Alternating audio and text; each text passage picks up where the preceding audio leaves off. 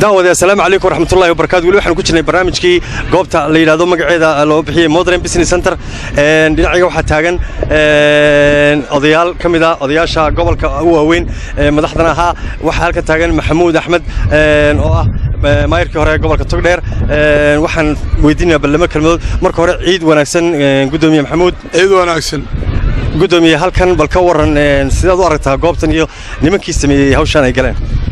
goobtan way u baahanayd burco sababtoo ah waa aragtaan ciyaalka maanta sida yihiin ciyaalkii burco ee meel loo kaxeeya lahaa ee iidahu dhaladu qaadi waayeen maanta waa mashquul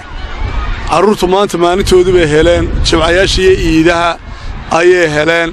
wuxuu ku soo kordhiyey wax weyn oo muhiima oo ah meel carruurtu ku mashquusho oo ku ciyaarto carruurtu markii ay meel ay tagaan waayaan hodheelu baa la geyn jiray ama cigaal ama ramad ama balaase halkaasay dadka isku arbashmi jireen maalmaha qaar baa shiikha iyo berbere loo kaxay jira oo buurta dadka la geyn jira qaar baday geyn jira maantase halkani ku mashquulaalkii berbere ninku ka qaban lahaa ama shiikh ka qaban lahaa ee odhan lahaayeen magaalada naga saar hodheelkana way la coloobanada hore u barteen maanta waa kuwaas waad aragtaa qalab casri ah oo elektroonig ah hore aanu oolin leexooyinka yaryar mooyaane ayay heleen iminka dadkii waa wanaababa xiqsan iyagii daa soo ilaalinayna sinayaan ka kala lumin marka barnaamij magaaladu baahnayd bay maxaad ku boorinaysaa dadka ganacsadayaasha ee Soomaaliland ee waxaysta waxaad oran lahayd waxaan oran lahaa nin walowba dalkaaga ku soo noqo wax qabso weliba waxaynu u baahannahay oo kale warshado nacna cadawada la inooga keenaa oo biskulka dawladda la inooga keenaa oo qalinka dawladda la inooga keenaa oo waraaqii baynu haysanaa oo aqalladan dhaadheer ee $2 milyan gelayaan warshado yaryar oo dadkuna ka shaqeeyaanoo sax 100 in lagu shiraako kii hayaana uu sameeyay kana uu shiraakoobo oo dalka ay ka dhisaan shaqo abuurna dadku abuuran waad aragtaa maanta halka yar inta ka shaqeynaysa ama cunto iibinayo ama sharaab iibinayo ama tigir ha jarayo ama leyrka shidayo ama carruurta ku ruuxayo inta shaqaale ka shaqeynaysa waad aragtaa marka meheradii soo korodhaaba shaqo abuur bay soo kordhinaysaa dhaqaale magaalada marka waxaan ku boorinayaa inay soo kordhiyaan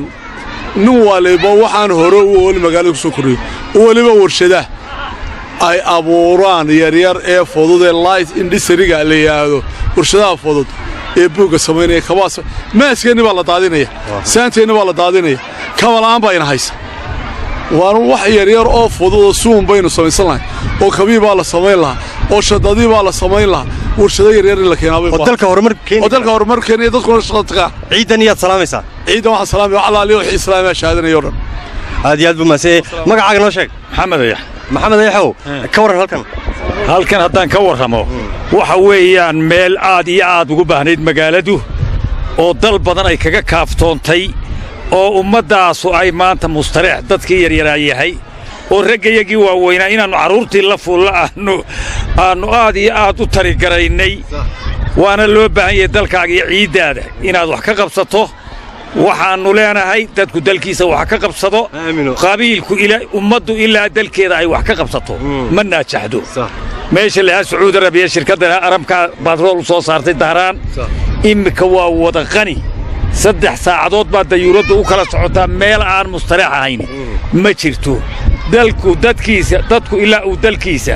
wax ka qabsado aamino waxaanu leenahay waxaanu aragnaa si wanaagsan oo farxad leh ummadda islaamkaana salaanta islaamkaanu ku salaamayna ilaahay dembigeen iyo kii waalidkeen ba ha dhaafo wassalaamu calaykum waraxmatullaahi assalaamu calaykum magaca walaalo caaqilaadan axmed nuur baa la yidhahdaa caaqil waxaan ku leenahay ciid wanaagsan ciid mubaarak adiga iyo wixii islaam iyo dhamma guud ahaan soomaalida oo dhan waxaan leenahay caafimaad ku ciid mubaarak caaqil soo wartaa meeshan iyo quruxdeeda meeshan waa meel aad iyo aad u qurux badan waa meel dadka la yaab ku noqotay ugu horeyn dadka waxa cadibnaa carruurta bulshadana waxa ugu qurux badan oo ubax soo kacaya carruurta way cadibnaayeen run ahaantii waxa u fureen maanta meel ay ku ciyaaraan waqtigoodii ku qaataan 2 maalmood bay intay ku leeyihiin carruurta islaamku dhammaan waa maalinta labada maalmood ciida meel alaalay meel qabtaan may jirin way xanibnaayeen carruurtaasi meel la geeyay may jirin waxaas oo alaab ah oo qalab ah oo lagu ciyaarayo oo soo jiidasho leh oo entertainment leh ayay maanta heleen aad iyo aad bay ugu faraxsan yihiin carruurtaas halkaa joogta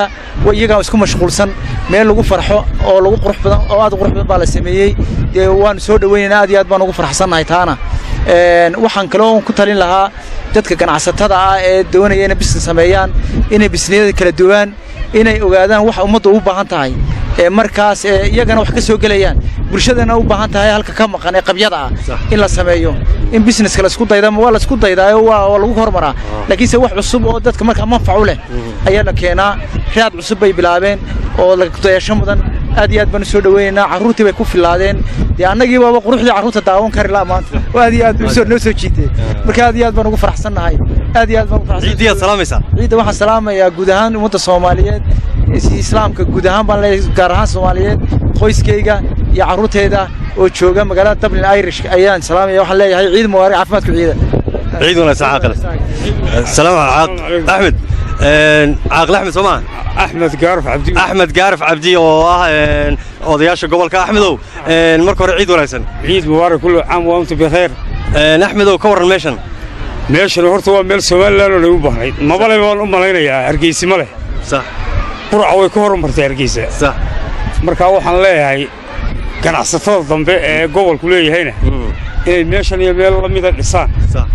iyo business kaloo ka sii aduu doono horumarsanba ama ka horumarsan ayaa aad loogu baahan yahay sax qoladana waxay keentay wax cajiib ah sax waa naga ciyaalkii wada keenay ee ay maanta wada farxayaan ku raaxaysanay farxaya ciidiyaad salaamaysaa ciidda waxaan salaamayaa wixii muuqayga iyo maqalkayga way yaqaana sax saaxiibada waan salaamayaa Cabdiganay Jamaal iyo dhalinyaro kale oo badan iyo wixii muuqayga garanayaba daawadiya aad buu mahadsan yahay Axmed ciid wanaagsan ma leenahay daawadiya halkan naga daawanaysan waa channelada Yaasiin Balbalaashe iyo channelka Higsiga Togdheer waxaad kaloo si toosan uga daawan doontaan waa website-ka la yiraahdo tvmedia.com si fiican ayaad nooga daawan doontaan waa farsamadii iyo duubistii Yaasiin Balbalaashe anigoo Cabdiweli Awdiiriye guleeda cad warita barnaamijkan intaan mid kale oo la kulmi doono waxaan kaga tageynaa hadda sidaa iyo nabadgelyo ciid wanaagsan meel kasta oo joogtaan kulli caam wa antum bikhair